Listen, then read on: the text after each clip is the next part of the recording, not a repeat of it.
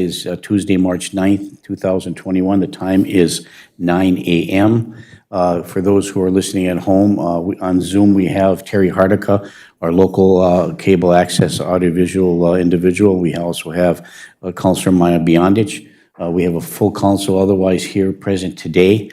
We also have in the room our City Administrator, Britt C. Bennis, our Finance HR Director, Sherry Erickson, our Park and Rec Director, Brian Silber, DSGW architect Eric Wedge, and two members of they've been on the design team for the MECC for all and parts of on the Park and Rec Commission, Mr. Mike Mohar and Mr. Greg Gilness. So thank you everyone for being here today. And I think in the room we have a presentation by Tierney Company with respect to the audiovisual. So if there's any other questions or comments that need to be done, we'll move right into the presentation. Britt, do you have anything to add? Okay, thank you. Sir, would you come forward? Thank you. We do have a presentation from this group. I think we've made an approval preliminarily as a contract for the audiovisual, and we're looking for some information and some education from your group to the City Council moving forward. So thank you and welcome. Thank you for having me. So I'm Mike Chaplin with Tierney Brothers. Be going through kind of a high-level PowerPoint presentation today on just the solution that we're going to be providing at the MECC there. So what I did is I kind of broke down by room or by space within the event center what types of technology we're going to be providing, from projectors to audio solutions. A big portion of this is audio for the arena side. So go ahead and get started.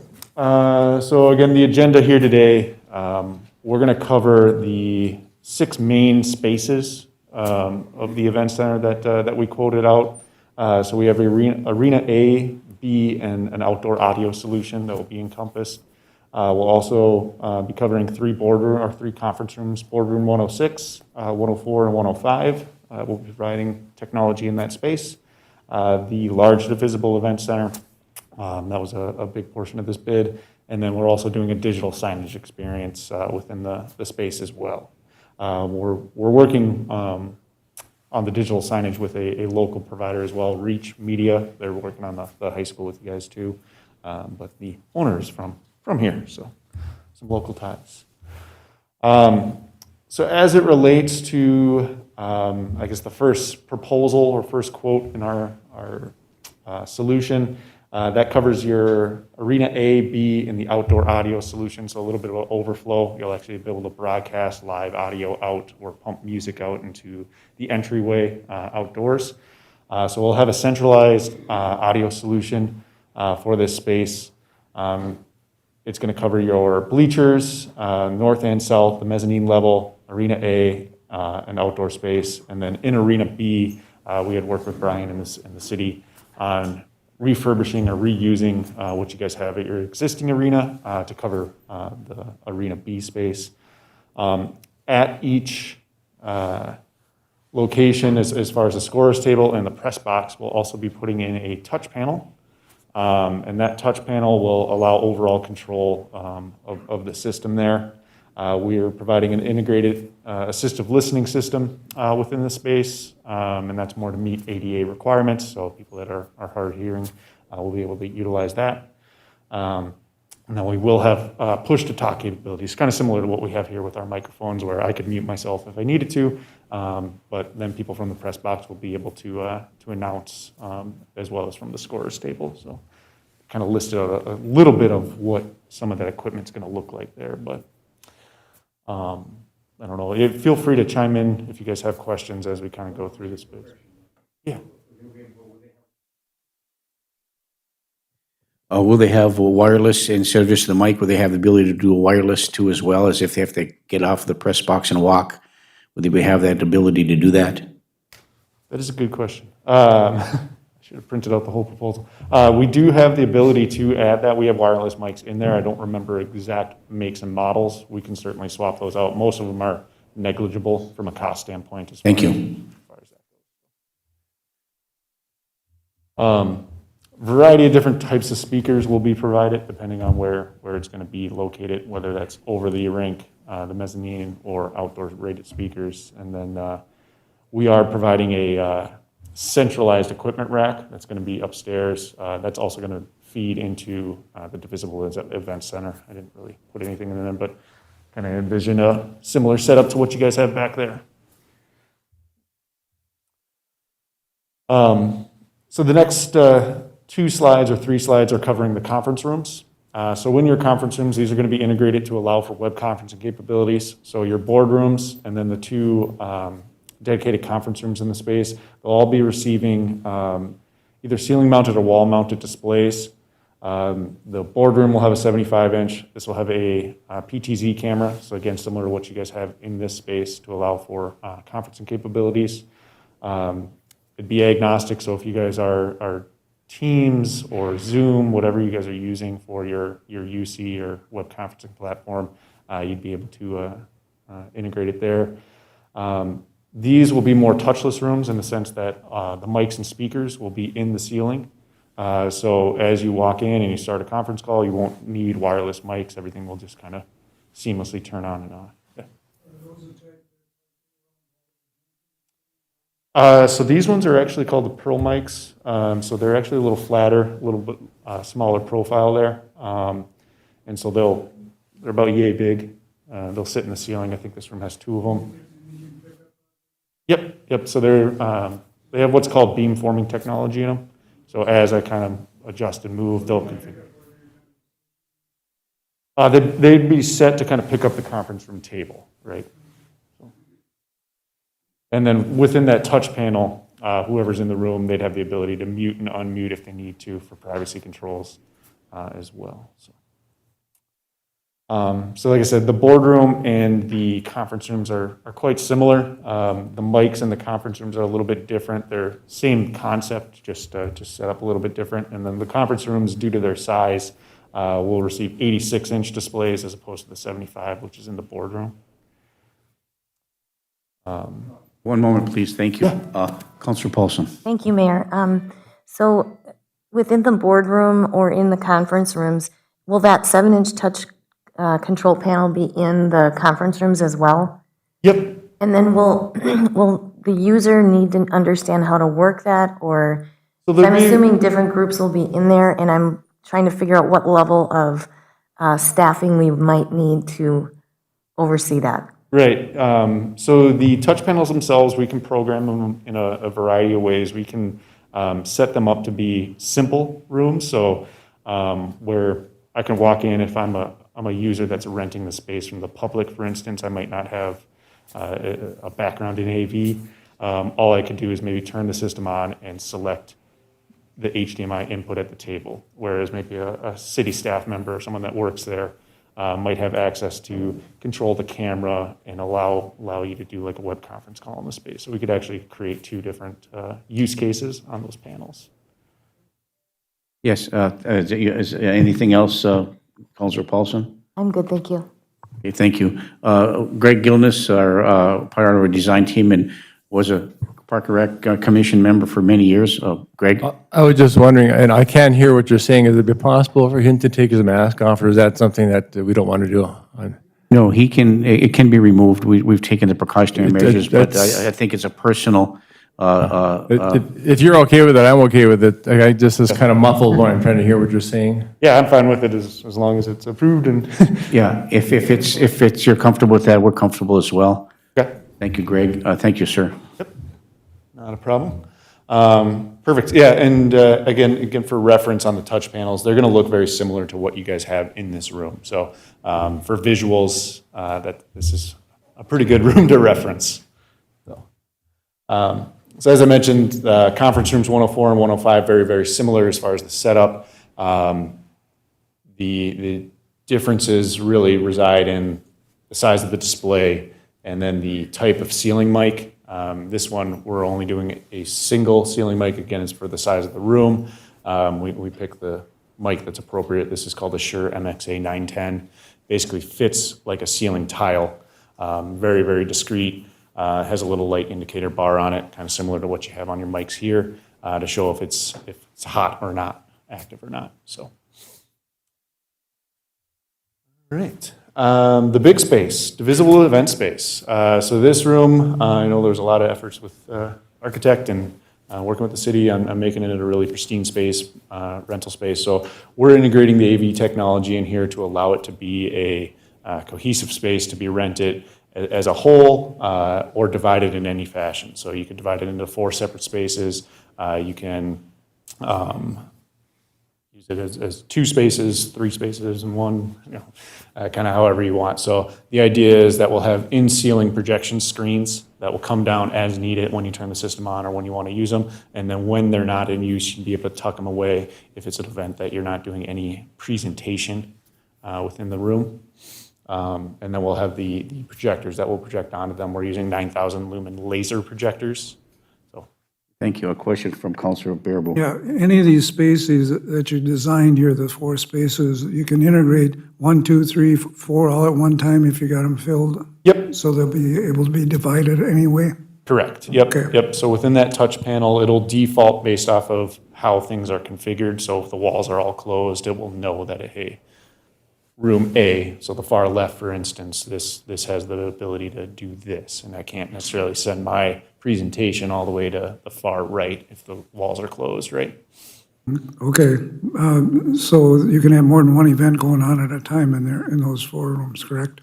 Correct. Yeah, I guess that's the theory, right? So it allows you to have one large event or up to, I guess, 4 events, unique Thank events. you. And thank you for allowing us to, ask questions as we go. So we have a question here first from Councilor Johnson, and then we'll go to Mr. Gilnes. Councilor Johnson. Thank you, Mayor. Will the MEC have will your system be able to allow the assisted listening devices like we have here in the chambers throughout the rooms wherever it's needed? Correct. Okay, Yep. I just want to make sure. Thank you. Yep. Thank you. Okay, Mr. Gilnes.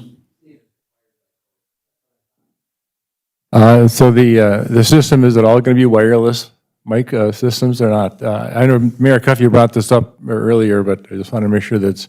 Yeah, so this space, what you'll have is you'll have your projectors or screens, and then we're providing 4 basic presentation lecterns or podiums, and then you'll have wireless mics, both handheld and lavalier style. And the way it's set up is, I believe we have 4 per room that could be used. So when it's all combined, right, you could use all the mics. So total of 16 mics. Otherwise, when it's divided, each room will be assigned its specific mics to be able to be used in A, B, C, or D. So, and then I have one more follow-up question before I go to Councilor Paulson. So 2 things really. First is that if there's an individual conference, individuals have their own personal tablets, and they're going to be utilizing the Wi-Fi system to come in there. Is there a mechanism, or is it required through this audiovisual system where they can access it on their personal tablet? Yep. So the system's designed that at the podium locations, these will be mobile, but they'll be connecting into floor boxes. And then through those floor boxes, someone at the podium would be able to bring a laptop, set it in, and use the HDMI connection there to do a local presentation. Okay, so if there's 200 people in a room on a presentation, and I look at it from an ADA compliant perspective, and maybe people are hearing impaired or sight, have some sight issues, that they'll be able to take their individual laptop sitting in the conference and watch it on their laptop or communicate in some way if they need to do so. Is that something that's aside from what we have here today? The capabilities would be there if they're running like a Zoom meeting. Yeah. You could invite that person. They on their end would need to like mute their device so that it doesn't interfere with anything in the room, but they could access the presentation that way. Okay, thank you. Councilor Paulson? Thank you, Mayor. On the integrated assisted listening, could you describe what that actually is? I think it was on the previous slide. Yeah, so if you look at the bottom there, between the touch panel and the speaker, that's kind of an example of what all the parts and pieces are. Basically what they are is they're little PA devices that you can hook on. And then we have loops, and then we also have head-worn pieces or components of it for people to be able to use. What's nice with those is they're very similar to like a lavalier style mic, where it's just a audio input. So if I wanted to bring my own headset, I could actually use that device, use my own headset with the units. And then could you give an example of when those, that would be utilized? They're typically utilized for people that are hearing impaired, and there's going to be a large presentation. They will have to request those from staff. They're usually stored in a cabinet or a secure location. And then how many come with the package? So we have 38 quoted in this system, so quite a few. We based it off the ADA requirements that were set forth. Another question from Mr. Gilness. So you're saying that these headsets will come with the package also, or do people provide their own headsets with the speaker on the side of the base? So the devices themselves are a little bit smaller than like the base of the mic that you're holding, and so that was something that you could clip onto your side or just hold in your hand, and then it's kind of like wearing just earpieces, headphones. They have the. So they're not talking. They're just for hearing. So they're not a. I'm looking at a situation where you might have multiple speakers and they all want to have their own microphone. Do they have these come with headsets with a microphone?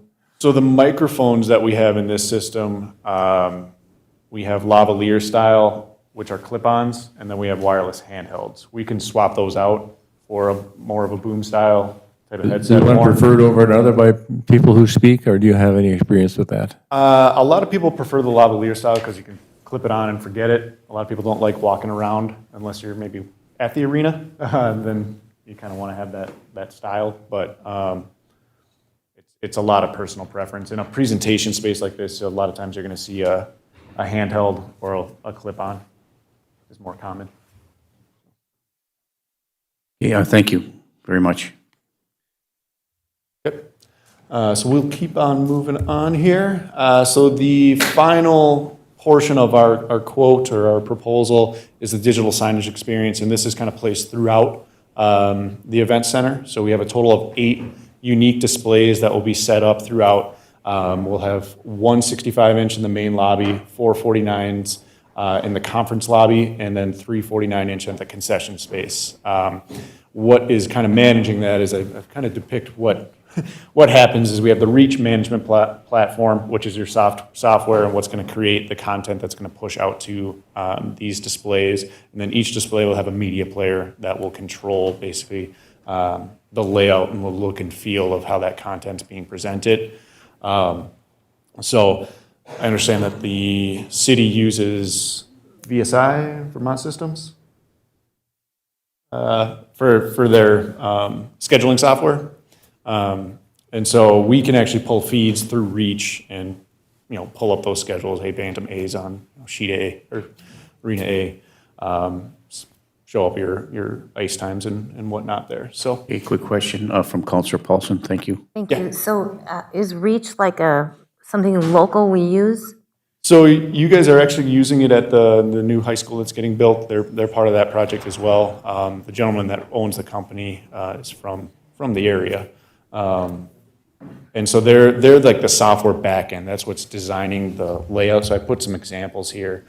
They're the ones that configure how it looks and feels when you see that display board, because obviously concessions are going to look different than the schedules. And is that part of the overall package that's included with the base bid? And then Correct. if you go back, it says Tierney and Reach at the bottom will provide custom content creation and training. Now that custom content, that's not like a continual, like I would assume we're going to be using those as well for advertising banners or for advertising opportunities. Correct. That's a big thing with Reach is the advertising component. So if local bars or restaurants or... So then is Reach managing that, or is the city component managing that? Right now it is set up that the city would be selling the advertisements. I believe that Reach does offer that if you want it to go down that path as a service. But Okay. So I guess I'm just looking at, in terms of city staff time and management, what that looks like. But so as it sits now, that will be on behalf of the city to conduct any of those advertising, reaching out to those folks that want to do advertising. Correct. Okay, thank you. Yep. And so that last bullet there, Tierney and Reach will provide the custom content creation. That's really the branding, teaching you guys how to manipulate the layout if you wanted to change a template, if you will, later on. So again, a couple examples. Reach is really big with ice rinks. That's kind of where they got their start. I've actually worked with them for almost a decade now at my past job. So again, a couple more examples. So that would be more of your advertisement example on the side there on the right, just a bar advertising. And then the rest of the slides that I have here are really just kind of customer examples, just giving you, again, a better look and feel of what a room is going to look like. So again, drop-down projectors, projection screens, how a podium might look if you have a touch panel there, connection points, various things like that. So won't really spend a ton of time on them. Obviously, you guys know what technology looks like. You have it all. Most of what we're providing in this room today. So these are just kind of some standard conference rooms. This one, I believe, has the in-ceiling mics. They're hard to see because they're built to be a little bit more discreet so that they're not intrusive or in the way. So. And then with working with Tierney, we obviously provide a team. It's not just me. We have project managers that will be associated with the project, be coming up here, working with architects, working with the GCs, electricians, what have you. We do have our technical support team, which offers phone support as well as on-site support for any issues that might arise with the equipment that we install. Digital signage experts, and then we do have an engineering house on the back end too to address needs there. One question from our Park and Rec Director, Brian Silber. Brian? As you're getting to talk about the tech support and everything, we all know technology is a wonderful thing when it works correct. Correctly. When it doesn't work correctly, it is a big headache. I know myself, I know enough about technology to be very dangerous. That being said, when we have an event that is coming in and we encounter an issue, what is your company's turnaround response time for technical issues and things if we have realized, hey, something is not working correct or we're having an issue? What type of support after the install could we expect? Right, so our installs come with a standard 1-year premium warranty. That warranty covers phone support as well as on-site support for any technical support issues that might arise. Being on that warranty kind of puts you at a premium.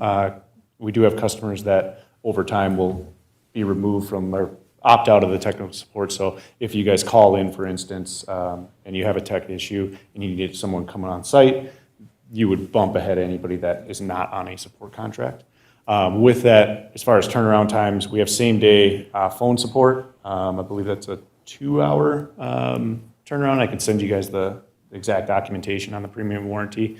And then it's a 48-hour turnaround time on getting someone on site if you're on a service contract. So, Okay, thank you. Yep. Councilor Paulson? Thank you, Mayor. So I'm going to bring forward a few of the frustration points that we've had here in this very room. Okay. So I can be sitting next to Councilor Friedlieb or sitting next to Councilor Bearaboo, and I can't hear a word they're saying. And I don't know if it's the height of the ceilings or the level of speakers that we've had in here, but we've had an issue with audio in here for quite some time. Okay. Those folks on Zoom cannot hear us unless we put the microphone basically like this and speak this way. So this room has posed a great challenge to the counselors, staff, anyone who's been on Zoom. Our city clerk who tries to take notes has to actually go back on YouTube sometimes to hear the presentation. My concern is working with, is the engineer on your team, I don't know the height of the ballroom ceiling or what that's going to look like or what that is in comparison. But I have some big concerns as to that audio portion going forward. And, I think we spent about $80,000 on this package in here, and it has been frustrating with the audio. So I don't know if that's something, I'm sure we're out of our warranty, but that's, I mean, this is over $100,000 out of our original budget that we budgeted for the MEC. And I just want to make sure that the engineering is considered, everything is considered in that engineering process. And I kind of was hoping that we'd have maybe somebody here that we could talk to about that. That was part of one of my main questions in wanting to have you guys come forward, mainly because we've had some concerns with this very room. Great. Well, first, I apologize that you guys are experiencing issues with the room currently. We can certainly look to rectify that and get someone out here. As far as the design goes, what's nice with new construction, especially, is we can design it to fit the room, as opposed to trying to retrofit. This is probably a historic building for all extensive purposes. So trying to incorporate AV into a room that wasn't really intended for it can obviously pose some challenges. So we have laid out, and we can certainly get you guys documentation on speaker coverage within the space. So the way they kind of do things when they design the space as far as coverage goes is they'll, similarly your lights, right? They'll put in the number of speakers, and then those speakers go in a cone fashion. So they set things up to adequately cover the space. A room like this, right? You kind of have wall-mounted ones, and it's what you can do with the space. So that's one of the things that, again, we can provide you guys some documentation on. So our room has been a kind of a challenge because it's not new construction and we're kind of retrofitting. Is that kind of what you're saying? Well, as far as this space goes, like Yeah. to address some of those issues. And then going forward, I mean, will there be like steps or checkpoints along the way as they're installing this, like that's going to be tested and Yep. made sure that people, I mean, because I could actually use one of those listening devices sitting here in most meetings because I have I don't know if it's where I'm sitting in this corner. So I think, my level of comfort would be just that there's those checkpoints along the way, that we're making sure that we're not going into the warranty situation after the fact, that we're catching it on the front end. Correct, yep. So the warranty would not begin until the job's officially closed and basically signed off by staff. We do, as part of the bid process, part of the request was full commissioning, testing, and training on the system. So we'll do end-to-end commissioning, where basically installers complete the project, someone comes in and then tests everything, make sure that they installed it correctly, address any issues that come up, and then after that, we go through training with staff as far as this is how you use the boardrooms, this is how you use the arena system, this is how you use so on and so forth. Yeah. That is I guess we have one more question here. Greg Gilness again. Greg? I was just wondering, I didn't hear what you said, but I think I saw the speakers that you were intending to put into the ground speakers up in the ceiling. Is that how they'd be installed? Correct, yeah. So based off of the ceiling and how they're being laid out there, I didn't put every example of what the speakers will look like. There's, I think, 4 different types of speakers that will be installed in the arena itself based off of locations. But yeah, they're typically going to be hung from the ceiling, and they'll be more pendant style type speakers in that space. Do you have experience installing speakers in arenas so that you don't get the echo feedback and everything? We do, yep. We did Cottage Grove Arena is one that we did recently down in the cities. Brian? Speaking of the arena, are we doing a zone system? Obviously, we want good sound coverage in the bleacher areas because that's where people are going to be sitting during sporting events. But this arena will also be utilized for non-sporting events where we will have people on the floor, such as the Home and Boat Show. We'd be utilizing the sound system. As far as a zone system, I mean, can we set the arena floor as a zone so that it is also receiving good sound coverage? Yep, so there'll be speakers directly over the arena. So Arena A is its own zone. And then we have the bleachers, both north and south, so will be separate zones, the mezzanine level, outdoor space. And then we do have the ability to pump audio into the visible event space as well, as its own zone if needed. So That's just part of the configuration. When you're doing your controls, you can select where you want audio to go. If you want it different audio to be outdoors playing music versus at the arena itself, you might have just announcements going over. Very good, thank you. Again, Brian? An additional question. Say during an event that is utilizing the entire building, such as the Home and Boat Show, Susie gets separated from her mom and dad and is brought to the registration table. Do we have the ability to broadcast throughout the entire building, Mrs. Smith, please come to the registration table? As far as those broadcasting go, yes and no. It won't be the whole building. It'd be all those zones that we have listed out. I don't think we have like an audio solution in the lobby space, for instance. However, you would also have the ability through the Reach platform to send out alert message to all 8 of those displays if you wanted to do that as well. So that's kind of a twofold way of mass notification. So we'd be able to send out a mass notification, both audio and visual. Correct. They'd have to be done separately, obviously, but you would have that capability. Would you please elaborate on the lack of the ability to make announcements in the lobby area? So right now, we don't have any speakers being installed in the lobby space itself. We have speakers going into the bleachers, north and south, mezzanine level, arena A, B, outdoor space, and then within the event center itself. But we don't have like hallway speakers going in anywhere. The question then from our staff would have to be, is there a reason why that is? As we went to bid it out with the specs, and you bid it based upon the specifications we sent out. Yep. Is that an issue for the Park and Rec representative, design team, the architect, or our Park and Rec director, that we don't have speaker capabilities in the lobby area? So when you make an announcement, welcome to the MECC Center, yada, yada, yada, the special events are over here, concessions are over here. I mean, so they won't be able to hear any announcements in the lobby area. Is that correct? As right now? As of right now, yeah. So it's mainly surrounding that rink area, mezzanine level. Certainly could be something that could be added at a relatively low cost because it's just adding more speakers in there. Okay, thank you. Let's go to the council again. I think that's going to be an issue we want to try to resolve moving forward, I think, for all of us.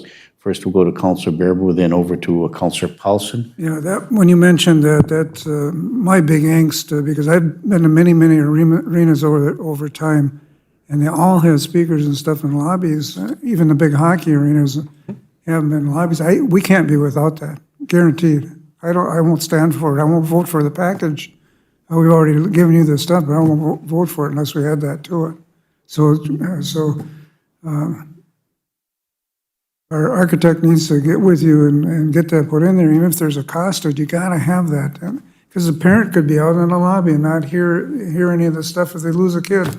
They might be going there to the information desk, if there's one out there, to get the stuff broadcast.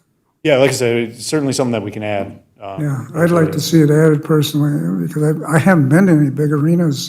This is a big one. Big It's space, gonna yeah. be big space without that. Needs to be added. Yeah, thank you. And again, we sent the specs out. That's the way they were, that's where we had it, the answer back from you. So some we have to work through here today or in the near future here. Councilor Paulson? Thank you, Mayor. I think that was one of the main things that you had brought up at the last meeting, was if there is the ability. So say someone's in the boardroom or conference room, or say I have a child playing hockey and I'm in the fitness center and my child gets injured and they want to contact me. Is there a way for them to do that? I mean, can you contact everyone in any room? Sounds like not. Not in any room. It's just going to be basically where we're installing speakers. So I can But get wouldn't every room that has a sound system have speakers? right. And I'm assuming the fitness room would have that ability. No? No, we do not have any audio or visual in the fitness areas.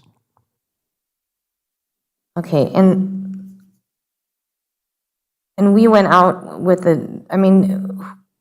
did someone say that this doesn't need that in that room, or how did that come about where this plan was put in place that no speakers would be necessary in the lobby? Like, I think that's been my whole concern, how we arrived at that RFP or that planning process. And then we are being asked to approve when we really don't know what we have asked for. So the RFP process essentially was based off conversations that we had with staff on what the needs were, trying to address all the needs, putting together a scope that covers conversations that were had. So that's where we landed on that. Like, I guess I could just see, like, say you're using that for dry land training, and say a coach has a training video, a football training video that they want you to watch. So basically, you're saying that there's no capability in that room for audio or visual. Brian? That is correct. The fitness rooms would not be where a team would be utilizing a TV for doing a presentation such as that. The fitness rooms are actually where they will be exercising. And I understand that, but if we're also opening that up to the public for a potential public-private partnership or a membership, any gym or club that I've ever been in has that ability to watch a program or to do, to have that visual component there. So I'm a little surprised that that wasn't in the planning process. Thank you. I'll hold for the minute. I'll go to Councilor Freely, but then back to Councilor Bearable. Councilor Freely. I don't have a whole lot of experience other than in the schools that I was at, and some of them had systems put in, and the quality of the system was like, I guess if you don't have acoustics, like we were bouncing off of terrazzo flooring and glazed tile, and we had this great system, but it was not a great system because of, like you say, retrofitting into an old building. And so maybe Eric, are there plans, or like, is there going to be acoustic tiling? Are there going to be acoustic panels like you see hanging at the Memorial Building? What kind of acoustics are going to be complementary to the system to make it more efficient and enhance its quality? And before you answer that question, and I think it goes to you've had these conversations already, have you not, about how a sound system meets the architectural design? So please answer Councilor Philippe's question. Thank you, Eric. Well, there's a lot to answer there, so I'll take it similar to how Tierney did it in zones. So obviously in the arenas, you have a lot of hard surfaces. You have precast walls, you have the two advantages that you'll have to reduce that echo effect in the Arena A, your main arena, will be spectators. We also have an acoustic deck. So if you go into the arenas, there's perforations in the metal deck, similar to what they do in a gymnasium, and there's acoustic insulation in between those panels that deaden some of the sound, the echo effect in the arena. Plus we have the running track. So that all adds to the acoustic properties of the arena. The secondary arena similarly has the acoustic deck in there too, which will reduce the impact of the echo. We're getting a lot of echo in this room because of all the hard surfaces. In the conference spaces and in the boardrooms, we have carpet and we have acoustic ceilings, which are the acoustic ceilings that are sound absorbing. So we have those going for you in all of the boardrooms and all of the event center spaces. In the lobby space of the arena, on the lower level, we just have exposed ceilings. So we have we have polished concrete, we have hard surfaces, all for durability. In the deck there, we have a precast deck. So your lobby space will be fairly live, I should say, probably like some of the schools that you did tour. But that was done based upon several design meetings, accomplishing budgets and not having ceilings. You go to a lot of arenas, there are exposed ceilings in those spaces. There's lights, there's ductwork, there's pipes that you're going to see. It's all going to be painted out to kind of blend away on the lower level. On the upper level, mezzanine, we do have an acoustic ceiling over our main seating area. That's just, you come up the stairs, you go to the right or you go to the east. There is a seating area. We'll do a presentation next week on the FF&E equipment that we've been working with staff on. But in that area, we do have an acoustic ceiling above that. So it was one of those breakout spaces that Brian wanted to have, not only the ability to have breakout in the conference center, but that could be utilized during a conference as a breakout space. So we have an acoustic ceiling in that space too. And I don't know if that answers your questions on the acoustics. In the locker rooms, everything is exposed ceilings. It's hard surface. It's durable. It's, we have rubber floors in there, but they will be fairly live, those locker rooms. If we put acoustic ceilings in there, kids with hockey sticks, staff would be replacing ceiling tiles left and right. And can I add too, I agree with Councilor Paulson, like in these publicly utilized spaces like the weight room or exercise room, I would like to see audio-visual types of capabilities as well, whether to tune into something on a screen or to listen to music piped in when you're working out. Or so if those aren't considerations, I would like to see that considered in this package. I believe we have data wired for TVs. I think there's two components of it. So you could do, you could pump ESPN on a large screen TV if Brian chose to order TVs for that area, and that could be done. I think the component that we're here to talk about today would be more of that meeting type of space with microphones and cameras and the screens. So the screens from a YMCA, you go there and you can watch the news and all that, that would be capable running through your data system. If you wanted the speakers, we would do an alternate, and we would get pricing for speakers in the 3 fitness areas. We could get speakers for the lower level lobby and the upper level lobby too. And we could come back to the council with what those costs would be. That was not what we were directed to staff when we met with Turney Brothers to look at those areas. And again, staff probably has had a budget in mind, and we were trying to be budget conscious. Now, the project at the MECC is, on time, and we are under budget, and Brian has been looking at that contingency that, and some of these nice items that you would like to add could definitely be added into the project. So I guess, Brian, I don't have anything else to say in this. Okay. Do you have any comments? Well, I do have one comment before we go to Councilor Barabo and then on to Councilor Paulson. So I guess the question is that, my concern is about, announcements, not so much as being able to watch a workout video while you're in the gym or things like that, although that's a consideration. It's about be able to notify, make announcements. So if there's an announcement comes over the intercom system, that you would have the ability to hear that in every room that's available, or you'd be able to target a specific room, in that regard. So I think that's something to look at, work out as we feather through this moving forward. Councilor Barabo and then on to Councilor Paulson. I've got a couple of questions in here. The first one is in these exercise rooms and stuff, because there's going to be weight equipment and everything else. If somebody gets injured, is there any communication out other than cell phones, and how well will those cell phones work in a building with all that steel and stuff? Because you get into buildings with all that steel and they don't work. Go to L&M. Eric, would you address that, please? I'm going to be like Brian. I know enough to be dangerous, but we added cell phone boosters with your IT department throughout the entire building. That was with your preferred vendor that runs your radios for both the fire and police. So, Okay.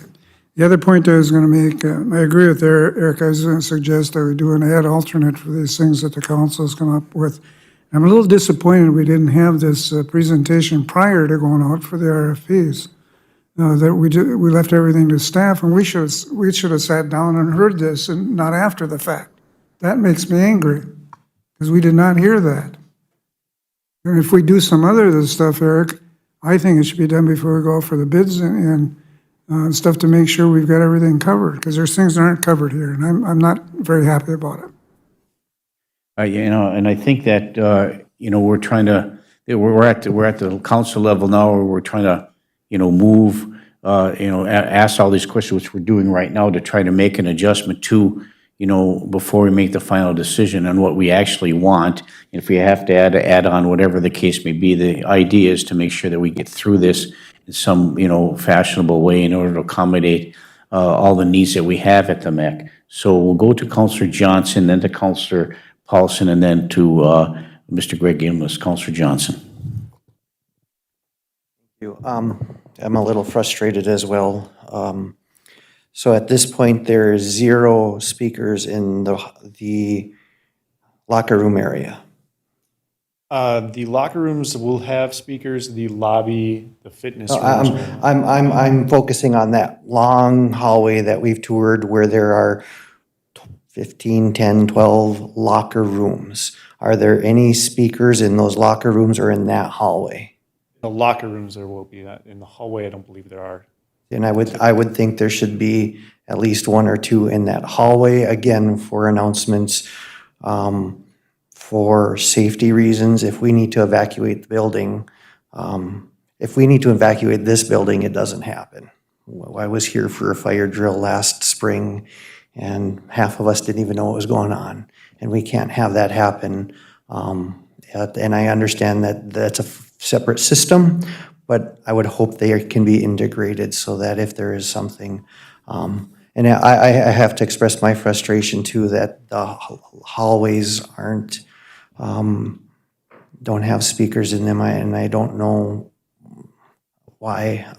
I've heard what's been said, but to me that's a common sense thing that there should be at least a couple hallway speakers for announcements. During the Homeboat Show, it gets loud. If you're in a hallway and there is an announcement, you're not going to hear anything. The other thing, I have a question to take it in a little bit of a different direction. So once we have this amazing system inside the new MECC, and can people access public access from the boardrooms? Can they broadcast out from the boardrooms or the ballroom or that kind of thing? If there was a large conference and we wanted to live stream it through our system, is that a capability?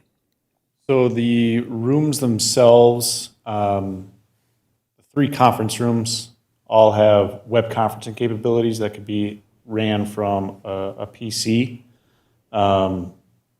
I'm not sure if there's a data connection being provided to pump out to a cable access channel, but that wasn't part of any of the design. And then the divisible space, that's more just local presentation. There's no cameras within that space. So you're saying, I'm I'm sorry, Larry. Thank you, Counselor Baraboo. Counselor Johnson? So that's a concern that I want. We need to be able to have. What I see in this presentation is again, let's broadcast hockey, let's talk about hockey, let's make sure we can do hockey live to everybody who wants to watch it, and everything else, whatever. So that's a frustration for me. And then one of the struggles that Councillor Paulson brought up that I kind of want to address is the system in here works the way it was designed. It's the other things when it leaves this room, when it hits the wall and it has to go through the public access system and MediaCom and everything else, that's where it falls apart. This room wasn't, these plastic things, that's why Britt's been having a ton of feedback, because there's a speaker right behind her, and when she talks, it feedbacks. And so that's, to me, that's nothing that Tyranny did or could have planned for. Nobody could have planned for that. But now we know those things are going to be challenges. And I hope those kinds of things were addressed as the design was happening for all of these spaces.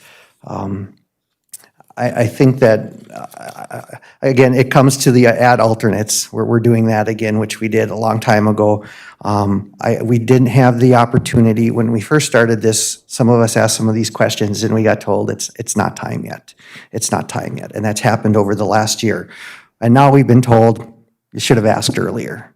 So, and I know that's not you. I'm bringing that up as a frustration in this whole process that I have felt.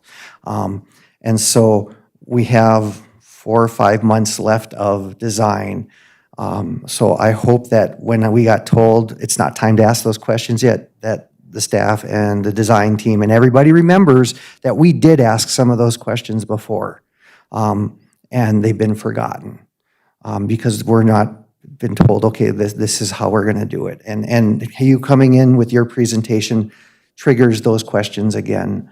You know, I was dumbfounded when Eric just said that the acoustics is part of the FF&E budget. That blows my mind that that's not part of the construction budget. To me, that's another way of shifting money. And I don't need an answer, Eric. I really don't. That's just my personal thing that I don't. Acoustic seems to be part of the overall design of a good building. So that becomes a frustration for me. So I hope that we can work on these add alternates, which means more money, so that we can have a sound system that can work in the entire building, that we can make sure that our attendees are safe, that we can communicate appropriately in all those common areas too. Thank you. Okay, thank you, Councilor Johnson. I think I would like you to respond, Eric, to those issues that Councilor John brought forth before we go back to Councilor Paulson and then to Mr. Gilness. Eric? Council, I want to be respectful of everybody here, but I would like to state very clearly for the record that we, as the design team, asked if this wanted to be integrated as part of the original package. And originally, we were told no, that the city was going to take care of this through their separate vendor on their own, similar to what you guys have taken care of here.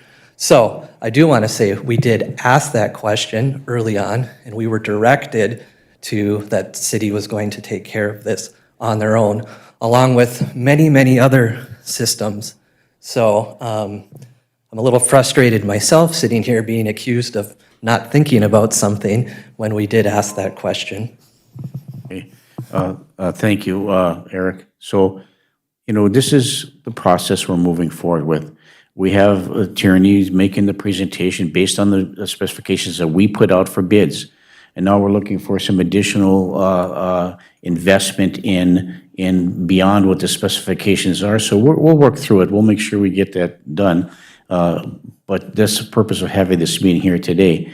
And that's why we have a design team make those decisions and bring us forth that information. People on the design team come and give us a report. We get it from Brian Silver, we get it from you, Eric, and others with respect to that. So these are just things that, you know, for the lack of a better term, were not considered early on. We're considering it now. And so we're going to, we based our our direction to staff and our direction to the design team and to Brian Silber, our Park and Rec Director, and to the architects is this is what we wanted.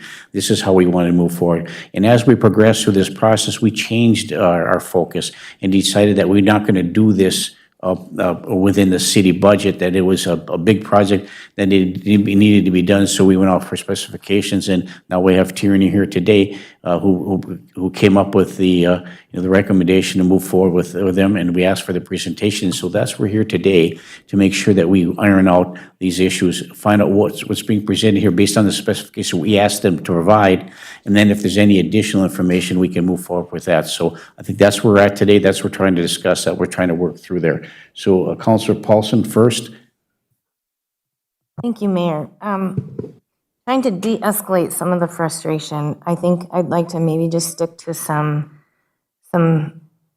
maybe bullet points or target points.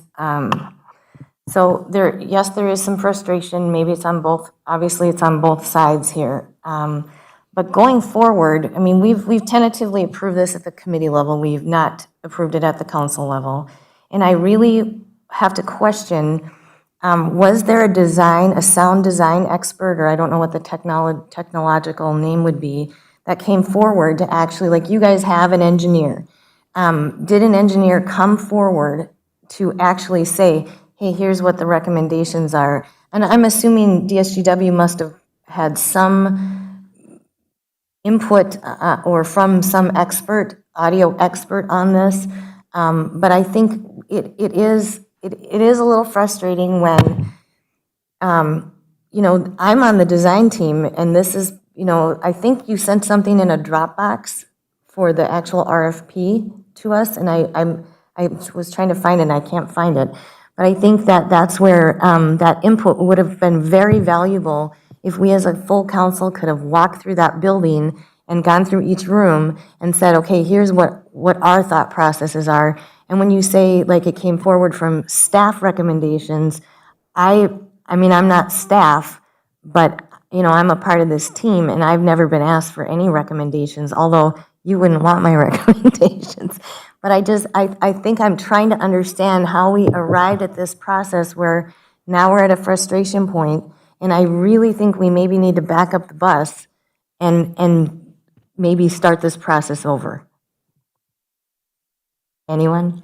Thank you. But before we go, so the question I think, if I may, if you're asking, is who put the specs together? So I'm going to take a step back here, and sorry for my frustration.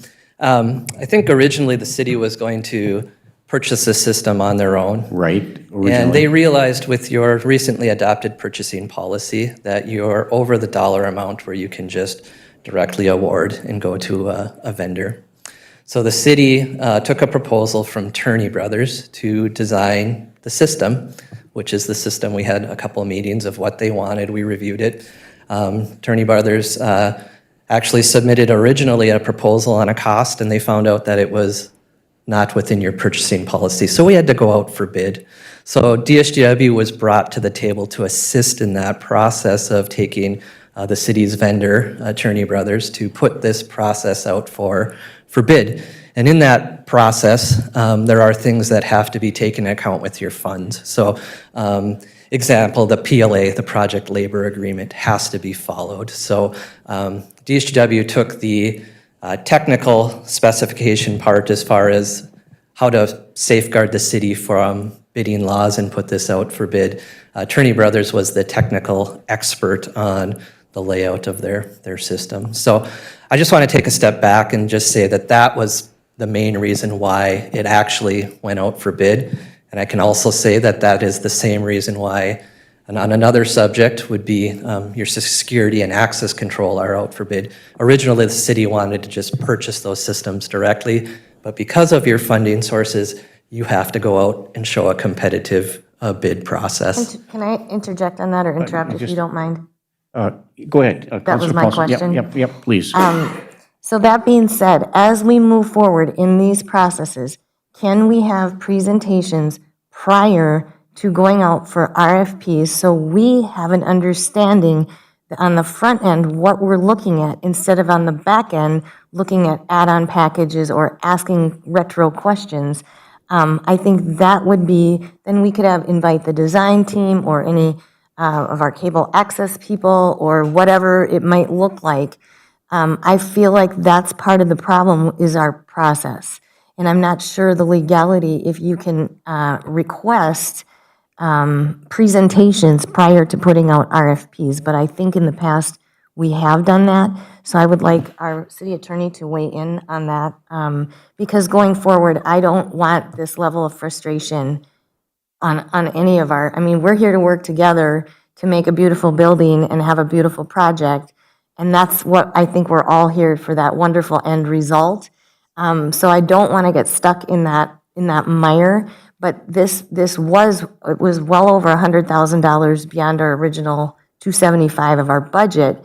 So I think it would have been really wonderful had we been able to tour the facility and look at everything. And I know that you guys are the experts, but I mean, I don't know if did your engineer that you had up on screen, did he go through that building and see what we were looking at? Did he do a boots on the ground? So we did not do a physical walkthrough. This was, oh gosh, I don't even remember the exact month on when we began the conversations, right? But it was Maybe several. before there were walls?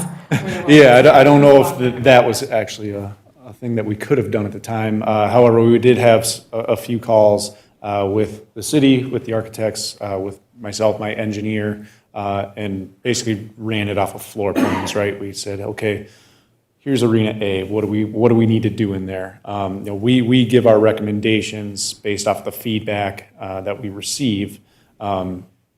We can tell you how to design a room, but that might not meet the needs of the city or the staff or what you're trying to do there, right? So we went kind of room by room, okay, where do we want to put components? And that's how we came up with the design.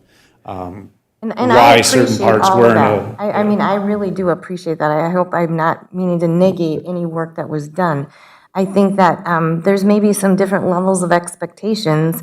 Some might be more conference room, ballroom centers, some might be more hockey centers, some might be more, I've got 5 kids and I want to make sure I know where the heck they are in that building, so I just think I would like to see us take a step back. And I know we're in a time constraint and I don't mean to do that, but I really would like to take a step back and reassess in each of those zones or adding different zones, what that might look like. And I don't know how to start that process, but that would make me feel more comfortable of spending our taxpayers' dollars and going over the allotted budget with having a much greater back-end knowledge than what I feel that I've received so far.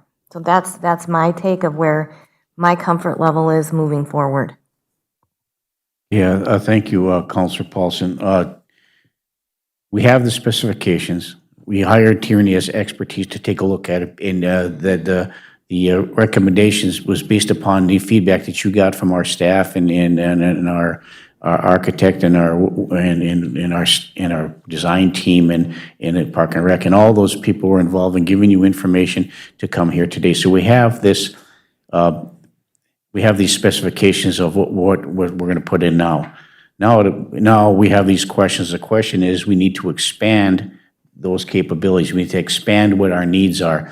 We have the basic needs, and so we have more needs. And so those needs have to be incorporated into a package to accommodate what we really need to answer all the questions as the council has today. And so that's the process we're working on today moving forward. Try to keep it in a manner where we're focusing on what the needs are and the specifications are and how we need to expand what's currently being presented in order to accommodate what we want as elected body and what we think the citizens want as well. So Councilor Bearable, and then we'll go to Greg Gildas. Councilor Bearable. I've got some questions for both you, Eric, and the gentleman from Turnings. Number one, I don't want to throw anybody under the bus here. We haven't gone out that I'm aware of, for bids for the hardwiring and stuff, because Turney doesn't do that. You just provide the information of what product, or are you doing the hard stuff? We're providing the equipment, labor, warranty. Oh, you are? all of it, Okay. Yeah. Okay. Yep. So their bid has already been accepted? Did we accept it already? Yeah, you have not accepted their bid. There was a recommendation at the COW meeting last Tuesday. Right. You would, if you wanted to move forward with the bid, you'd have to move forward with a recommendation at tonight's council meeting. Okay. Or today, I guess, yeah, Britt is clarifying me, you could do that today. My suggestion, if I may speak, to move forward, if you want to move forward, there's 2 options that you have here. The first option would be is to put the project out for rebid and add the additional components that you want. The second item would be is you've gone through a competitive process. Tierney Brothers is the low bidder. We could put a post-bid addendum out that would add the additional items before you signed a contract with them that would add the value for those additional speakers that you guys are requesting today. Both of those are methods that we've utilized in the past. Eric? Thank you. And that was the Councilor next Bearable. point, that's the next point I was going to go to. This is time sensitive, number one, to get this done before walls go up and everything else. All the wiring's got to be put in the inside stuff. We can, on a project like this, even if we go out for the add stuff, how long would it take you, just let me finish, we can add on 20% onto a project cost without getting into trouble. As far as from the original bid, I don't think we need to go out take too long to go out for a second set of bids. That's legal to do. I like what they've done if we do these add-ons that we've talked about and we get this done because we want this place open in September, correct, Brian? Otherwise, we're stuck with a lot of extra costs coming up for 22. So that's where I'd like to go with this. And like I said, I was a little bit frustrated here too, so I apologize to you gentlemen. But when we do some of these things in the future, I know we got committees that look at stuff.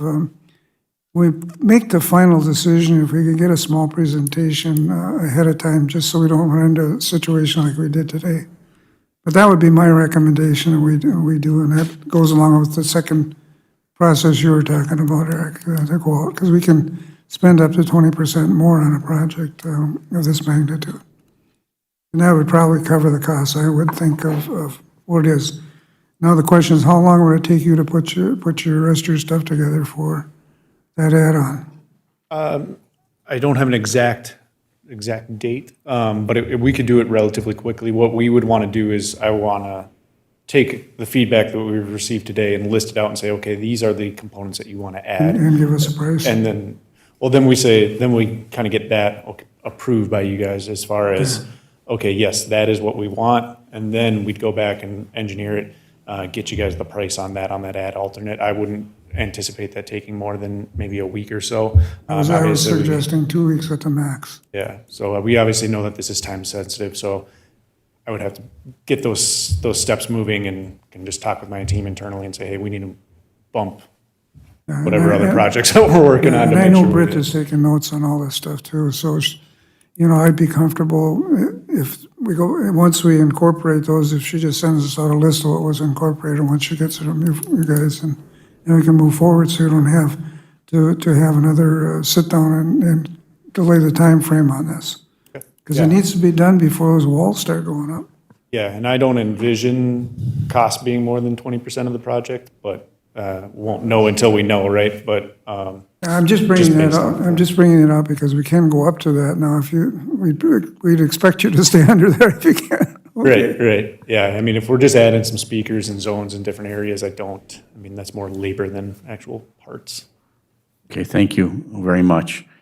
Okay, Greg Gilness. Greg? I'd like to echo the sentiment of the council when they're looking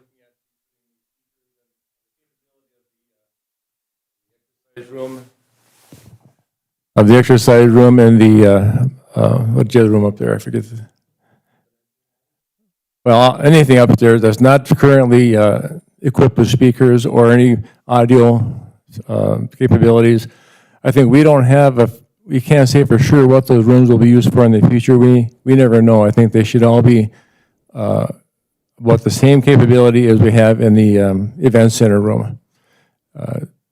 We don't know what the future may bring. The current proposal for the use of those rooms may change in the future. We just don't know. So I want to echo their sentiment. Thank you. Yeah, and so if I hear everybody, I think if you peel away the onion, you're coming down to one issue, one main issue with everything, all the information coming in there, and that is the audio-visual capability, mostly the audio capability, for the exception of the fitness room, maybe a visual, but an audio capability, so if an announcement is made, whether you're in a lobby, whether you're outside, whether you're in an arena, whether you're in a restroom, when an announcement is made, everybody can hear it. And that goes to a security area too, which is separate, but that goes to the announcement part of it to keep people informed. So I think that's what we're looking at here, as the general theme with some add-ons within that structure. Brian Silber. Just to get some clarity from the council, I'm fully on board with adding what I'm counting as probably a dozen additional speakers throughout the building to cover the hallways, the mezzanine, the lobby, the fitness rooms. Is it the council's desire to be adding a similar audio-visual system to the workout rooms that we have in the event center? If that is the council's desire, I have serious questions about that, but that is kind of what I'm hearing that you would like to have is a presentation system in the workout rooms rather than just a couple of TVs that are showing ESPN or a news station or something like that, which I believe we already do have the network capability in there. We just need to purchase TVs. That's why we did not add any audio-visual in the workout rooms, because TVs for showing a news station while you're on a treadmill would not be part of this package. But if it is the desire of the council that we increase the audiovisual package to allow for presentations in those rooms, keep in mind that the bulk of this project is those presentation things. So we would be significantly increasing the scope and cost of this project by adding 3 more rooms with a video capability. I just would like some direction as to what way the council would like to see us go at this point. Okay, I just have one question, then we'll move to Councilor Johnson and over to Councilor Paulson. So for me, personally, it's about announcements. It's about being informed. You know, as far as having a TV and to make a presentation, if it or assume, I don't think that's necessary. That's my personal perspective. I don't, you know, if somebody wants to have music, they bring their own music. They listen to their iPad, whatever needs to be done. I don't think there should be a TV in there with a news station there, because then people say, well, how come CNN's on there? How come there's a different, you know, so that creates a whole different ballgame, particularly the fitness centers I used to belong to, where you can't have that stuff in there. But for me, it's about announcements. I want everybody to hear an announcement. You know, so that if there's a way to evacuate the building, or they're looking for somebody, or whatever the case may be, you know, or they want to make it known, said, Mr. So-and-so, you have a call, or somebody's waiting in the lobby. So it's announcement perspective. It's about information for me in wherever you're at within the arena. So that being said, we'll go to Councilor Johnson. Councilor Johnson, then on to Councilor Paulson. Mayor Brian, thank you for the question. For me, it's having a mobile presentation station would solve the problem of needing to install the hardwire stuff that we have in the conference rooms. That's not what, just since you asked, I'm about, which I would think that we would have, we have one now where you can plug in the DVD and you can, so I don't think for myself installing the upgraded presentation type 48,000-inch screens and stuff upstairs and is necessary, but that we would have the capability to offer that if the figure skaters are reviewing, you know, and we've got booked in the conference center, being able to bring a mobile in and let them view that. That's I'm fine with. I am too more concerned about the speakers and the communication systems as opposed to the audiovisual systems. Does that help clarify for you from my perspective? Thank you. Thank you. Councilor Paulson? Thank you, Mayor. I think that's a great compromise for that, and I would think that the direction would be mainly, you know, you would want some TVs in there. I don't think it's necessarily for a presentation unless, you know, I guess for, say something is going on through community ed, and there's an instructor that has some sort of a workout routine that they want their, you know, that we're generating revenue on. So I want to look at this also from utilization and revenue generation. And if we don't have those capabilities, you're limiting what can go on in that room, and that I'm not comfortable with at all. So I don't know what the integration would be if that's the solution, to have something mobile, but just to be able to have that going on in any of those rooms. Community ed could partner. It's a public-private partnership. If I'm going to pay for a membership, any club that you have has that ability. So my direction would be focus more on the TV portion of it and have a mobile unit for presentations that could, in fact, you know, say it's the latest hot yoga thing or whatever, you know, or say somebody, you know, these kids are also doing their little TikTok presentations or whatever for school, that they would have the ability then to do that. So I think forward thinking in terms of what could possibly happen in that space is very important. So going forward, that's kind of what I would like to see. Thank you. Thank you, Councilor Paulson. Okay, Councilor Baraboo. I don't have a problem if the city's going to provide the TVs and things like that, but I think our internal capabilities with our public access, there should be at least hookups for public access in a lot of these, and that's part of our, Mr. Hardica's deal, it's not your deal. I think the speakers are a must. I don't care about the rest. I'm going along with Councilor Johnson and the mayor. And we can get the TVs, and they're going to have hookups already anyway, so.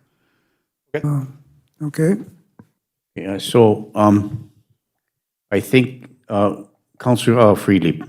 Yeah, I don't mean to perseverate here, but just listening to everything, I mean, when you're talking about a $34 million state-of-the-art facility, we all kind of visualized in imagination, like what's going to be in this thing, And obviously, we had different viewpoints to some degree.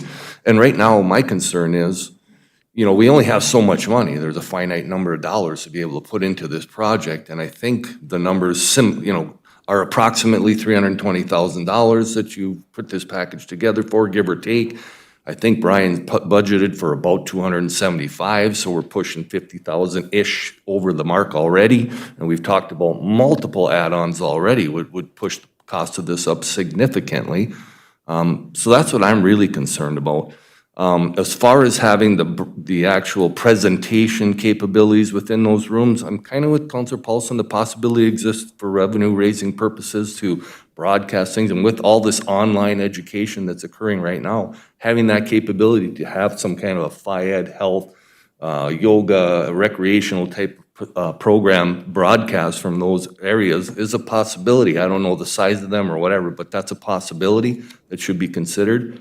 But my vision was more like if I'm on the treadmill or on the elliptical, I'd like to be able to be watching Fox News or CNN or ESPN or whatever, or have some music piped in so I don't have to wear earbuds necessarily or whatever. That's all I'm thinking about. Whether that's a part of this project or not is a separate conversation, it sounds, which is fine. So, and then as far as Councilor Johnson mentioned, yeah, I've been, last night I was able to watch hockey live from International Falls from the ISD 2142 or whatever it was, 316. But I'd like to have the capabilities of I'm a big fan of TED Talks, for example, and I can conceive of us having that capability within our conference center to broadcast that kind of educational capability right from the MECC in Virginia, Minnesota. So those are the kinds of things I envisioned, but if that's going to cost us $7.2 million or $550,000 versus $320,000, I guess it comes down to what we actually need in this facility versus what we want, and we're kind of melding the two and not really quite sure yet what we can afford between those needs and wants or the combination of the two. So my biggest concern right now is staying within budget, but getting as much bang for our buck as we possibly can. So that's kind of where I'm at. Thanks. Okay, so thank you, Councilor Philip. So we have a task. I'm sure we're going to have a task for you, Tierney and Associates, and for our Park and Rec Director and our staff to go back and talk about, the things we talked about today. We'll list those bullet points.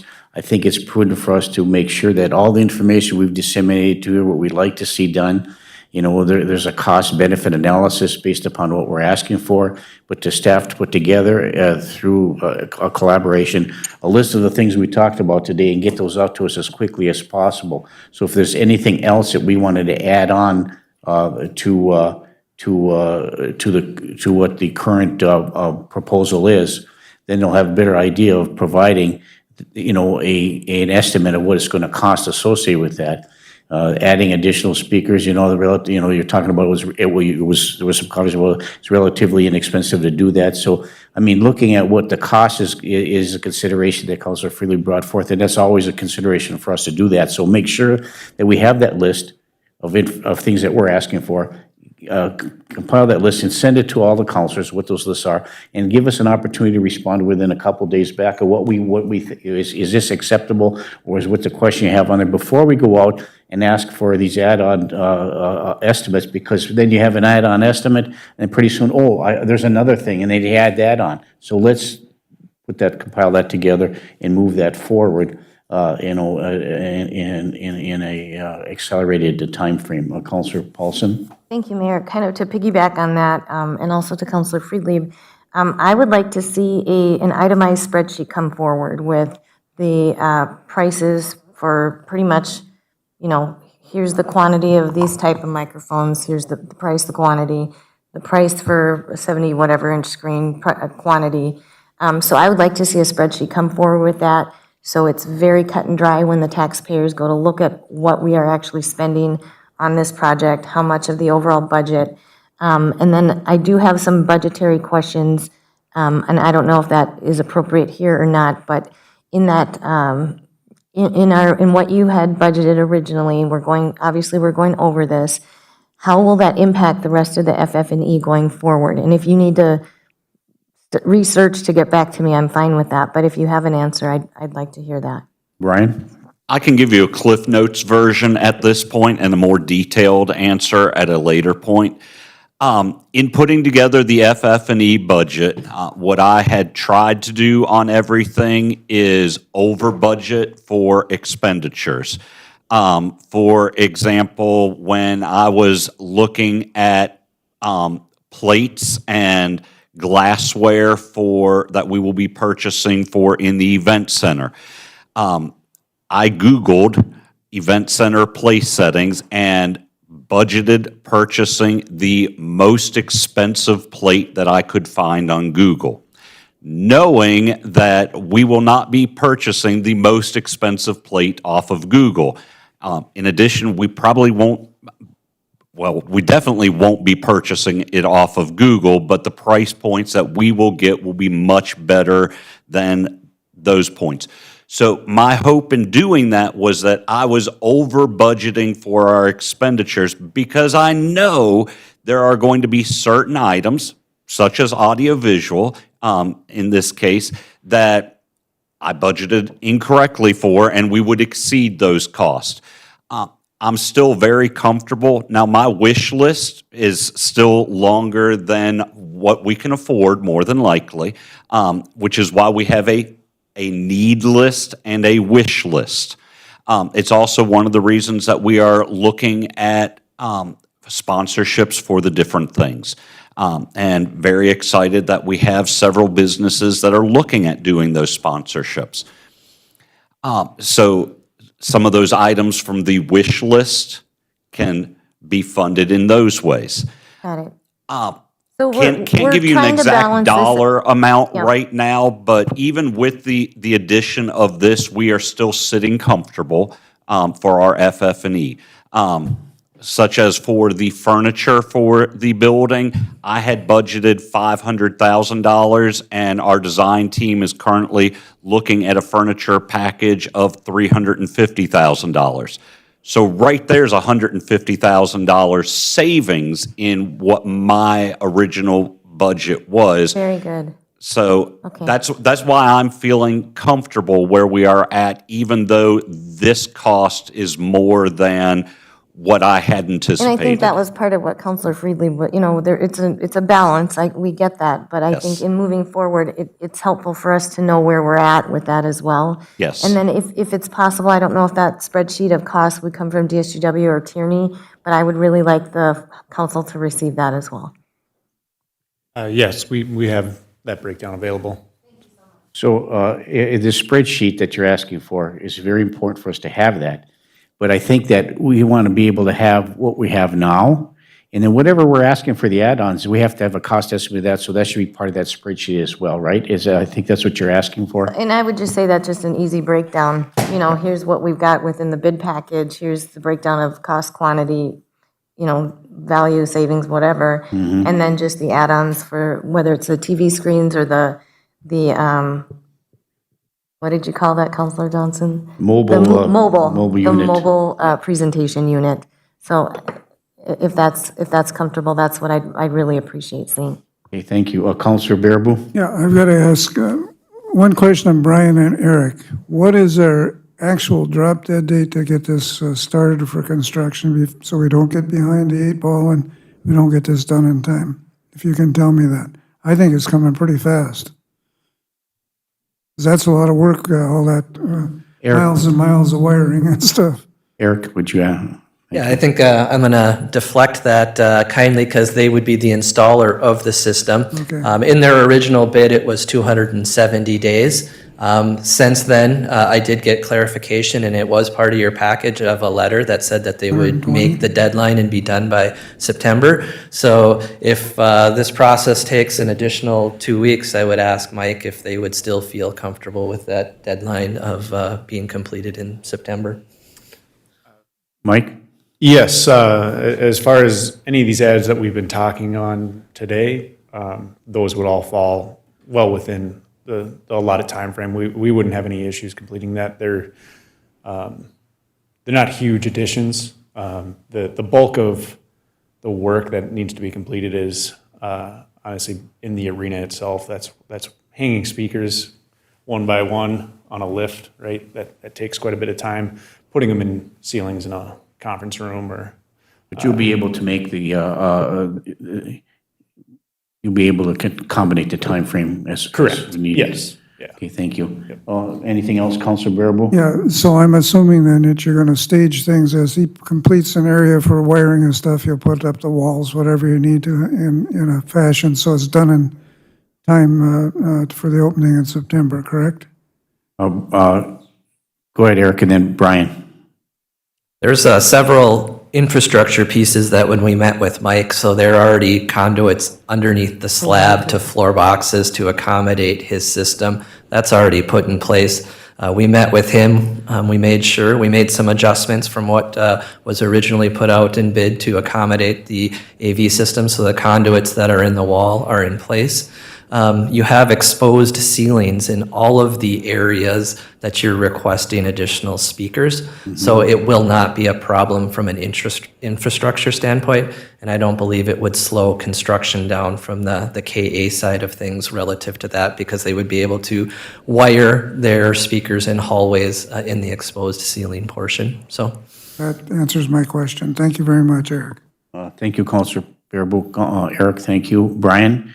Do you have anything else? No, we're good? Eric said exactly what I was going to say. Okay, thank you. Before we go to the rest of the council here for some more comments moving forward, I think we're getting to the point where, we're coming to a conclusion of what we all need and want in the process moving forward. But I'd like to ask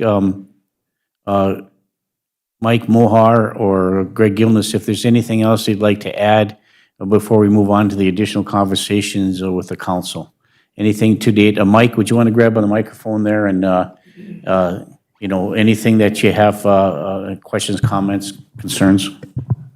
I think I've heard some good ideas here. I like Councilor Johnson's idea with the speakers in the locker room hallway area. I also like the speakers up in the mezzanine and the lobbies. And another issue that I've always been concerned with, even with the miners, is to make sure that the fans can hear the PA system.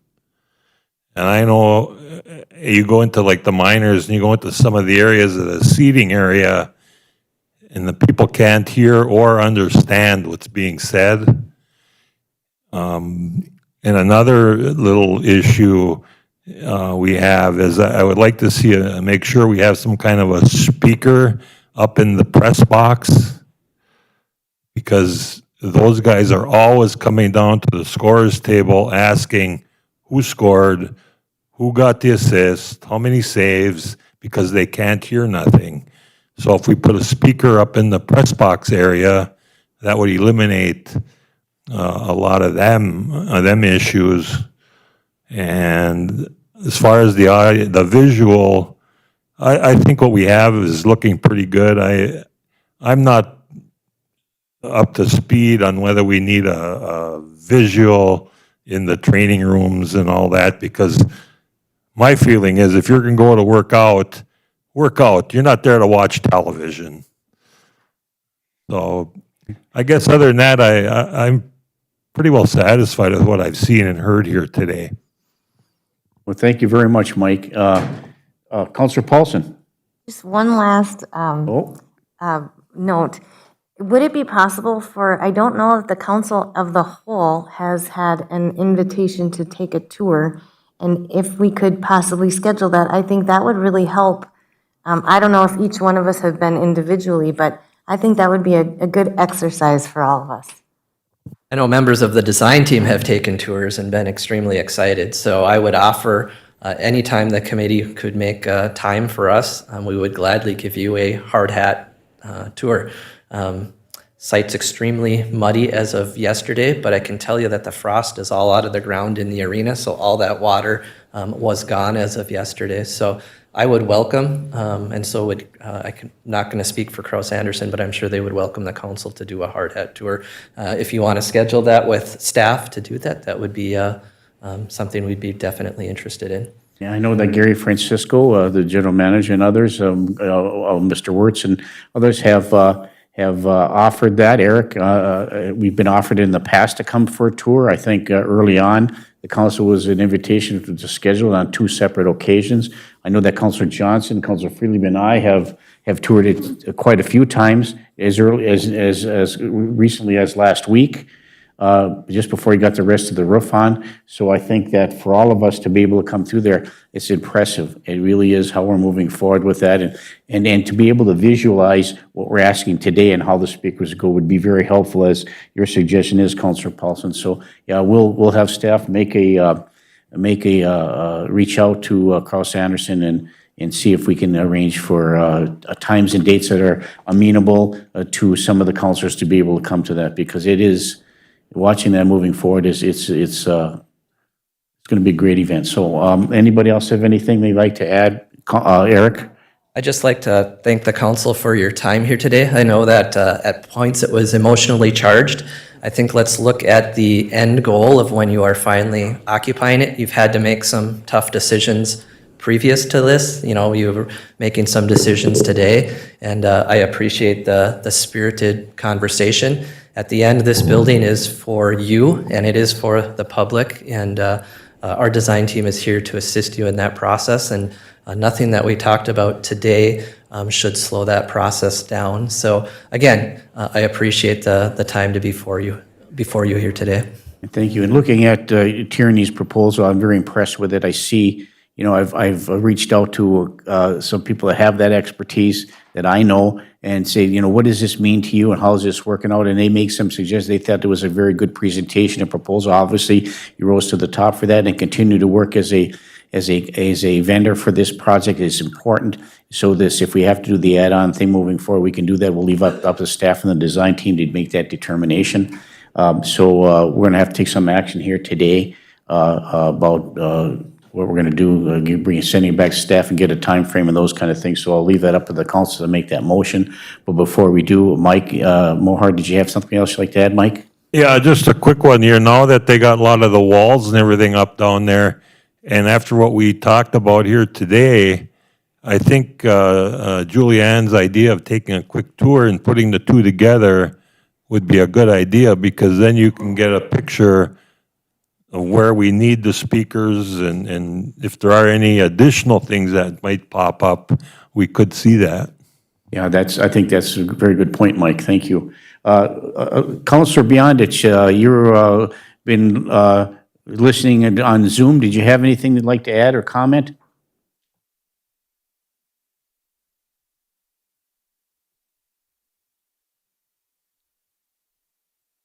Councilor Beyondich?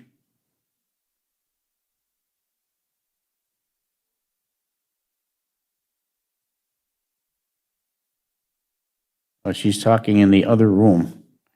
Would you mind see if Britt can bring that speaker in for her to?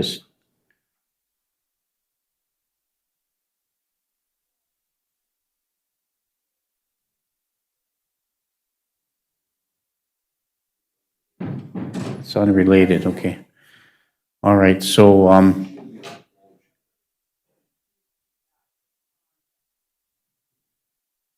is there a way that we can reach out to her somehow here and get Maya on the phone or something? We can't hear her, no. Thank you. Thank you, Britt.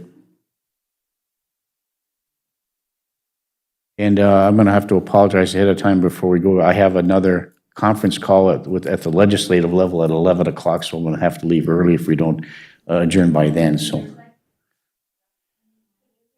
Yes, Counselor Beyondich, go ahead. Thank you. Thank you. Mr. Mayor, I'm sure you can imagine this. My light was on so many times during this meeting, but each time somebody spoke, they kind of answered the questions I had. So I do appreciate the spirited, as Eric would say, conversation. I think it was good conversation. And I appreciate all the work that he has done and the team, and by us having some input and conversation about this to move forward. So I just want everybody to know, great job. Thank you.